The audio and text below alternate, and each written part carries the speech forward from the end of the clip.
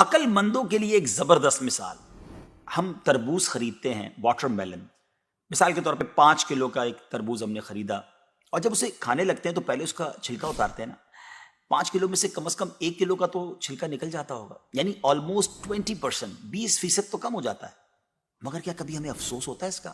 کیا ہم سوچتے ہیں کہ ہم نے تو تربوز چھلکے کے ساتھ خریدا، چلو آج چھلکے کے ساتھ ہی کھا لیتے ہیں؟ ایسا نہیں کرتے نا. اسی طرح مالٹے کا بھی حال ہے کہ ہم خوشی خوشی سے اس کا چھلکا اتار دیتے ہیں، حالانکہ ہم نے چھلکے سمیت خریدا ہوتا ہے، مگر اس چھلکے کو پھینکتے ہوئے ہمیں کوئی تکلیف نہیں ہوتی. یہی حال مختلف پھل اور سبزیوں کا ہے. اچھا، ہم چکن بھی تو خریدتے ہیں، زندہ ثابت، اسی کو تولتے ہیں، تلواتے ہیں، پیسے دیتے ہیں، مگر جب کھانے کی باری آتی ہے، پکانے کی باری آتی ہے، تو اس کے بال، اس کی خال، اس کی آلائشیں نکل جاتی ہیں، تو ویٹ تو کم ہو جاتا ہے. مگر کبھی اس پر دکھ ہوتا ہے؟ نہیں نا.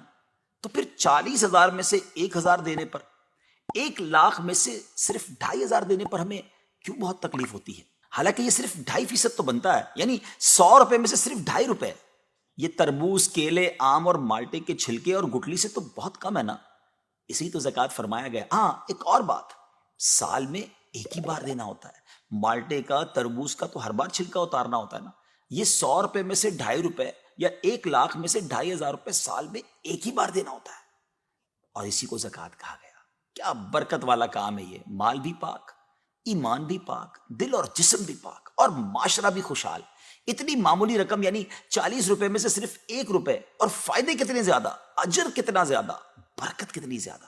تو اب اپنی زکوٰۃ ہم نے پوری دینی ہے. اپنی زکوٰۃ اپنی دعوت اسلامی کو دیجیے، اور دین متین کی خدمت میں اپنا حصہ ڈالیے. اگر آپ اپنے مال کو سیکیور کرنا چاہتے ہیں نا، آئیے ایک اور حدیث سن لیجیے. نبی پاک علیہ الصلوۃ والسلام فرماتے ہیں، خشکی اور تری میں جو مال بھی ہلاک ہوتا ہے وہ زکوٰۃ نہ دینے کی وجہ سے ہوتا ہے.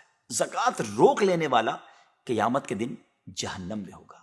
اللہ کریم ہم سب کو اپنے مال کی پوری زکوٰۃ دینے کی خوش دلی کے ساتھ توفیق عطا فرمائے.